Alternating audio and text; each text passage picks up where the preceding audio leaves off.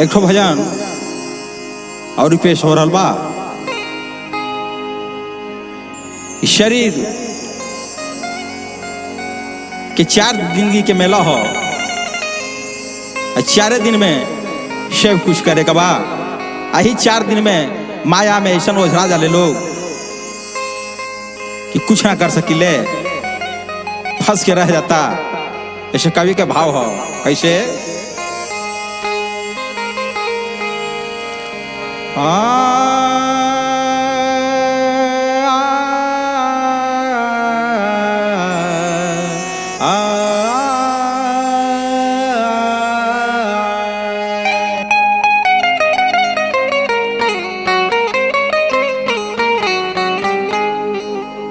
दहिया कौन काम के, दहिया कौन काम के, दहिया कौन काम के मिली ना एको दाम रे। रिया धबों में याद घड़ी जप हरि नाम रे।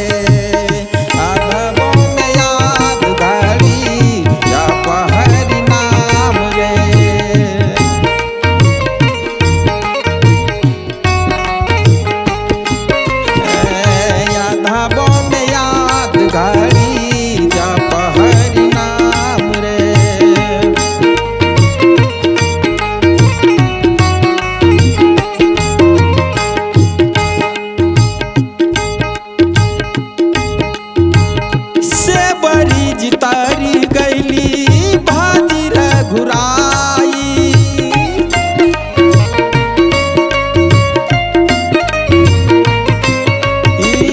से बड़ी जितारी गैली भाजी रघुराई। मीरा जितारी गैली कृष्ण नाम पाई, कृष्ण नाम पाई।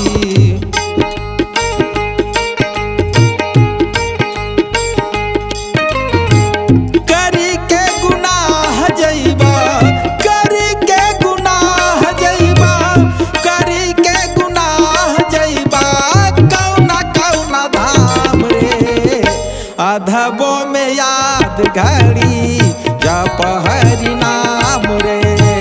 अधबों में याद घड़ी जप हरि नाम रे।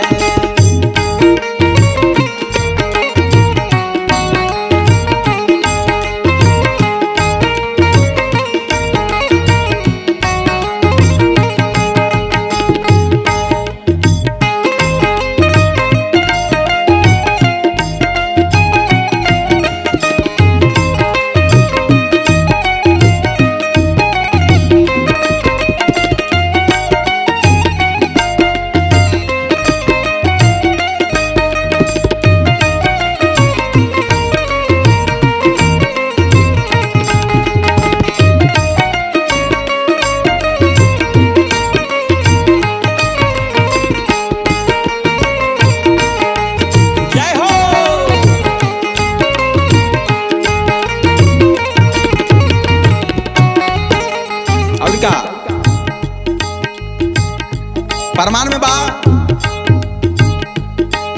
हनुमान जी के चारों युग में परमान बा उनकर। यहाँ तक कि सुने के भी मिलेला कि आज ले माया नगरी में बानी कैसे चारों युग बखान होता वीर हनुमान के।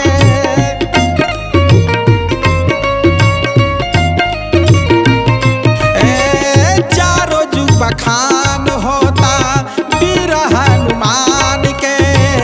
उपमा में दिहल जाता वेदय पुराण के, वेदय पुराण के।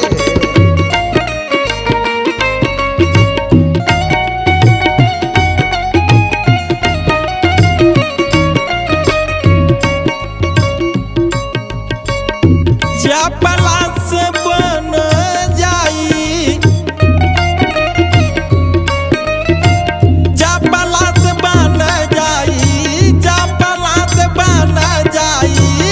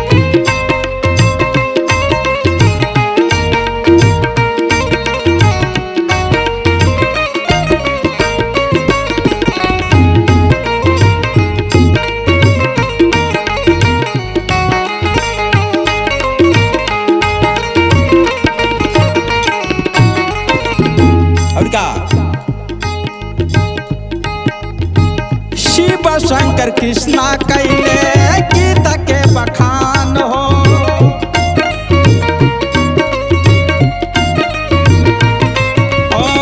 शिव शंकर कृष्णा कैले गीत के बखान हो।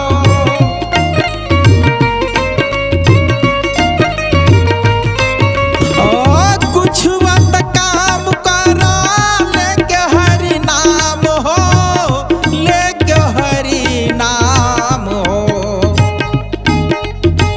धन धन हो जाई तहरो, धन धन हो जाई, धन धन हो जाई तहरो गौआ तमाम रे।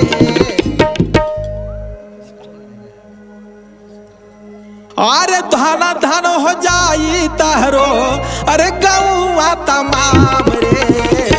अरे यादवों में याद गाड़ी जा हरि नाम रे।